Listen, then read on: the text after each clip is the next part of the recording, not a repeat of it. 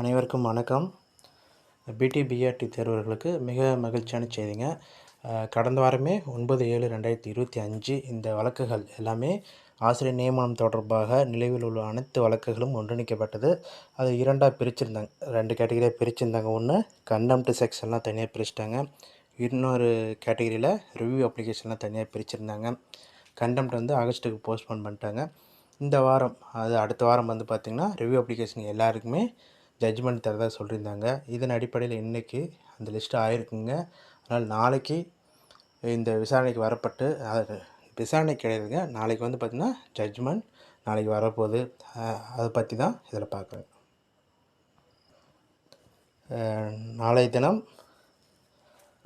மாண்புமிகு சென்னை உயர்நீதிமன்றத்தில் நீதியரசர் ஆனந்த் வெங்கடேஷ் முன்னிலையில் வழக்கின் 6ஆக பட்டியலிடப்பட்டுள்ளதுங்க.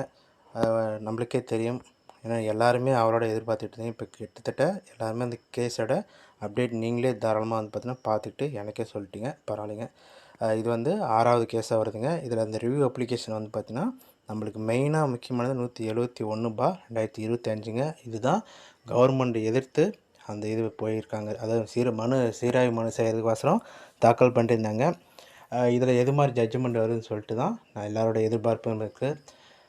இருந்தாலும் ஒரு பாசிட்டிவாக தான் எண்ணி பார்க்கலாங்க. ஏன்னா நிறைய நிகழ்ச்சிகள் இது தொடர்பாக பார்த்திங்கன்னா இது மற்றும் பிற தொடர்புகள் எல்லாமே ஒரு நல்ல பாசிட்டிவாக தாங்க வந்துட்டுருக்கு. ஏன்னா உங்களுக்கே தெரியும், இப்போ இதோட சம்மந்தப்பட்டிருந்த கேஸு பிஜி பார்த்திங்கன்னா மினிஸ்ட்ரல் ஷாப்ஸ்க்கு பிஜி ப்ரொமோஷன் தருன்னு சொல்லியிருந்தாங்க. அது வரைக்கும் பிஜி நோட்டிஃபிகேஷன் வர முடியாத மாதிரி இருந்துச்சுங்க. இப்போ அது பிஜி நோட்டிஃபிகேஷன் வந்துருச்சு. அப்போ அதிலிருந்தே அதில் ஜட்ஜ்மெண்ட், ஏன்னா அவங்களுக்கு இது ஆல்ரெடி தெரிஞ்சிருக்காங்கள தான் அந்த ஒரு இஷ்யூ இல்லாதனால தான் அதை வச்சுருக்காங்க.